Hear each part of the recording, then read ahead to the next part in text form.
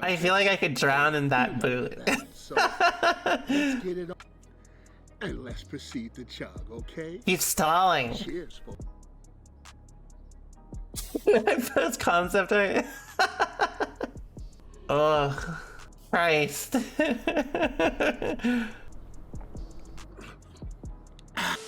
Now that was a delicious one. Oh my god. Delicious. I want to see what people say. Everyone's getting so hyped for him. I love my 3-year-old son would love this video. Insane but healthy chug. That reminds me of the time I had 12 burritos with Taco.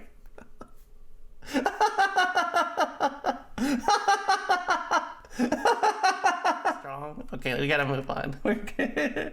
We gotta move on. That's a good place to stop, I think. Alright, you guys ready to learn?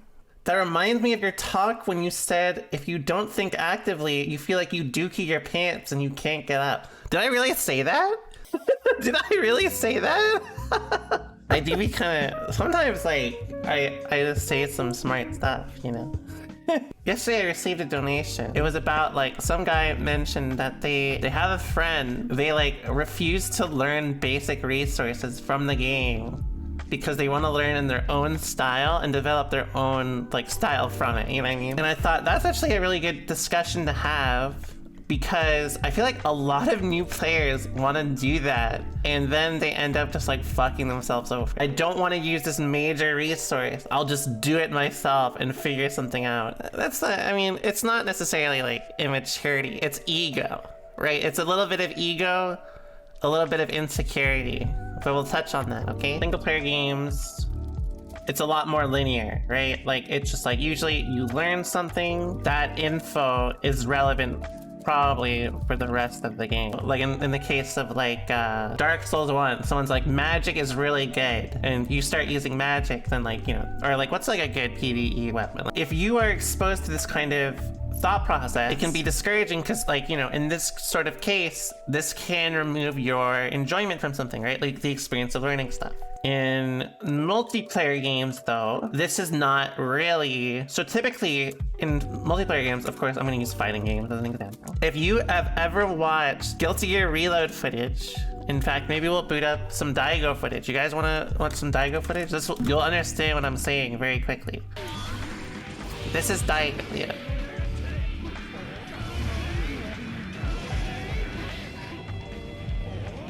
Lob throw. Taya, Taya, Taya, Taya.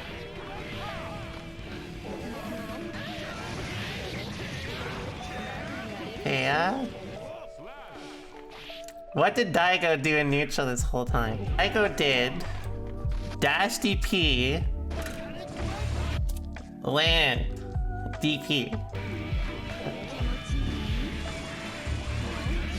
DP, DPRC on wake up. He jumped on wake up. Delay DP on wake up. Wake up DP again.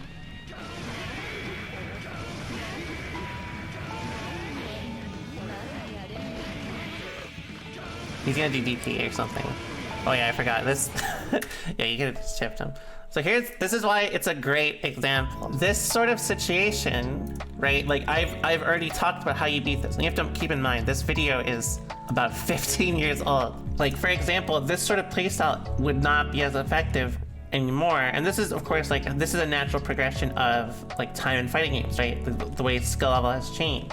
If you had been dependent on this sort of strategy, or like let's say you try not to do what everyone else does and you lean into this sort of strategy, this tends to actually put you way further behind than everyone else. You may be effective at lower levels that don't have as many players that are common, like that understand how to beat this, right? In this case, if we talk about this set, literally you killed him. He threw him twice, and then the other times he just started offense by running with meter and doing DP in neutral, right? So like now, if you did this, it would lose to people that have a very basic understanding of risk reward. But like, this is kind of the process a lot of people go through, right? They may find very effective like options that are good at a low level, but the higher up they go, the harder it is to overcome because they refuse to get outside help. Like let's say you use my guide. It covers A, B, C, D, E, F, G. You study top players, people with information on it, information on relevant characters. You can proceed past this point,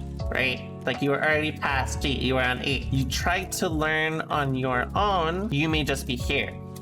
Right? You may be on B. But the problem is it may not be as linear as A, B, A, B, C, D, E, F, G. It may be something like that looks like this. This is sort of the kind of process, right? The fact is there is a baseline here that is available. By refusing this baseline, you make it harder for yourself in terms of how fast you learn, which, is its own discussion, which I've also talked about in the past. But also, it doesn't mean that you have to do everything just like me, right? Like, no matter what, you will never play identically to somebody. Like, even if you learn everything they do, you will never play identically to them. You could play close, but not identically. So when Solo released, I had a very strong impression on how to play him, right? I mean, I played Soul for like 5 years at that point, right? A great example of this, and 100% what I mean by this, Punk plays Soul too, and he focuses more on 6H whiff punishes, right? This is significant because I never use 6H whiff punishes. Since he focuses on whiff punishing, I steal it because it's good, right? There's nothing wrong with taking something that someone does better. It's not a matter of like he took my shit, that means I'm better. It's a community effort to improve the character and get better with the character as a group. The better you are, the better they are, the better the character is, the better the character is, the more it encourages people to level up to fight him better. Experimentation can lead to success just by being willing to experiment and try new things, right? You may notice a lot of really strong players tend to not be as much of a doomer about the characters, whereas they maybe just be like, I need to try more stuff. A lot of people in this category will do this process where they make it harder on themselves, then they complain about their own characters, and thus this loop makes you a worse player. Now, of course, like this sort of makes sense, right? Like a lot of people I think would read this and be like, well, of course, like if you resist learning things, of course you won't be that good, right? Like, of course not. Like, that makes sense, right? Here's why it's important to talk about. From this, like, we will still play differently and learn different things, right? So, like, again, like, I've stolen things from Sonic Fox. I've stolen things from Lostful. That's not a matter of, like, I feel like there's, like, an ego thing attached to it, which is, like, super weird, because it's, like, why... Like, why care? No one's gonna be like, oh, this dude stole tech, get him. You know what I mean? Like, no one's gonna do that. No one's gonna hold you up. You're not gonna be on an episode of The Wire if you steal, like, I don't know, like a whiff punish tech, okay? I promise. Right? Sploinky. What is this Sploinky emote? That looks terrible. Wait, what? Sploink you? This shit says Sploink you? That is broken. That's actually pretty good. If you feel this way, why do you feel like you need to make your own spin on things? Again, a lot of people get into playing competitively because they want to stand out as a good player. If you are doing things, right? If you are doing things that have established answers, people will actually just think you suck. I hate to say it. Basically, it comes down to either ego or insecurity, right? You should think about why you need to stand out, why you need a sense of identity over just playing the game, right? Like, again, like you are actively sabotaging your own improvement if you refuse to learn at a direct pace. And this is not to say you have to absorb everything and say, yes, I'll do everything exactly like this, right? Just like this. I just do it every single time, right? I just do A, B, C, D, E, F, G every time. You can say like, oh, well, I like A, B, C, D, E, F, but I don't like G.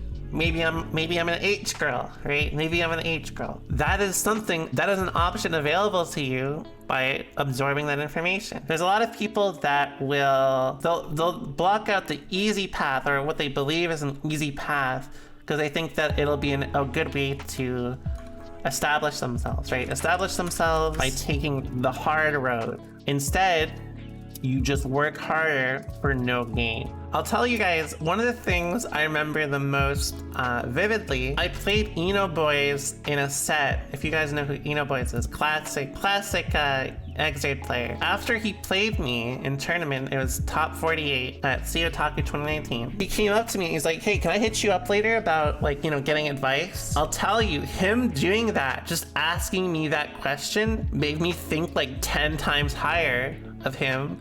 Because when someone does that, I'm like, this person wants to improve. They want to get better. I like to see that, right? Like as a pro player, that's something that benefits the community. That's something I want to see. If you're just like grumpy, if you just like Twitter handsing, you know what I mean? Your Twitter fingers, then who cares, right? Like they're just like, oh, you're grumpy. Who cares? Pardon me. Do not actively refuse information. I beg of you. Okay. Can we make this big text? Can I make this bigger? Oh, I can highlight it. Kind of looks bad right now.